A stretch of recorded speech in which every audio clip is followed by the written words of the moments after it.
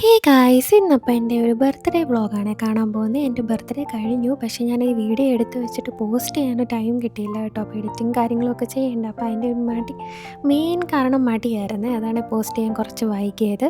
അപ്പോൾ ഇതാ ഒരു ചെറിയ കുട്ടി സെലിബ്രേഷനാണ്. ഞാനും പപ്പയും അമ്മയും മാത്രമുള്ള ഒരു ചെറിയ കേക്ക് കട്ടിങ് സെലിബ്രേഷൻ. അപ്പോൾ അവർ രണ്ടുപേരും എനിക്കൊരു കേക്ക് വാങ്ങിച്ചു തന്നായിരുന്നു. അപ്പോൾ അതൊന്ന് കട്ട് ചെയ്തു, ചെറുതായിട്ടൊന്ന് സെലിബ്രേറ്റ് ചെയ്ത്, എല്ലാവരും ഒന്നും വിളിക്കാതെ സിമ്പിളായിട്ടൊരു സെലിബ്രേഷൻ.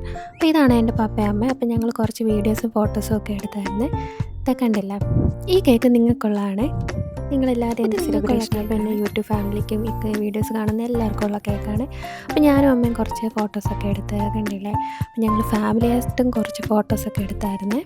അതിന് പിക്ക് ഞാനിവിടെ കൊടുത്തിട്ടുണ്ട്.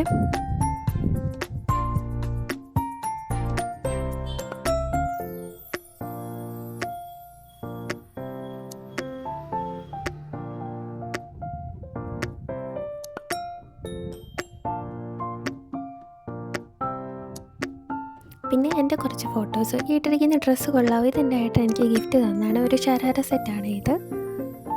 ഓക്കെ, അപ്പോൾ അന്ന് തന്നെ ഞങ്ങൾ വൈകിട്ട് അമ്പലത്തിൽ പോയായിരുന്നേ. അന്ന് വൈകിട്ട് ഇവിടുത്തെ കരുവിലാക്കോട് മഹാദേവി ടെമ്പിളിൽ വെച്ചിട്ട് ഇവിടെ അയ്യപ്പ വിളക്കുണ്ടായിരുന്നേ.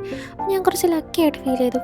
കാരണം എൻ്റെ ബർത്ത്ഡേയുടെ അന്ന് തന്നെയായിരുന്നു ആ ഒരു അമ്പലത്തിലെ ആ ഒരു ഫങ്ഷൻ കൂടിയേ, അയ്യപ്പ വിളക്ക്.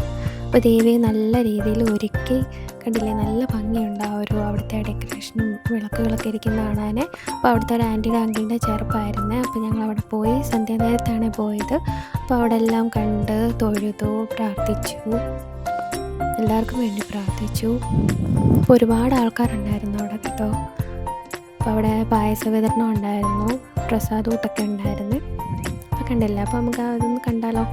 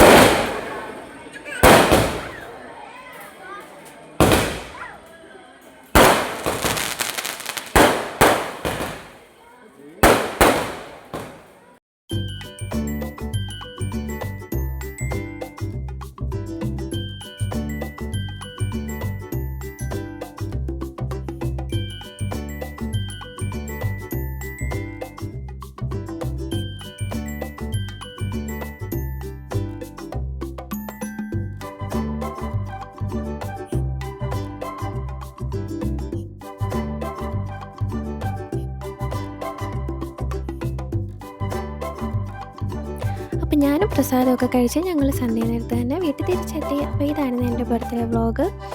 Okay, bye friends.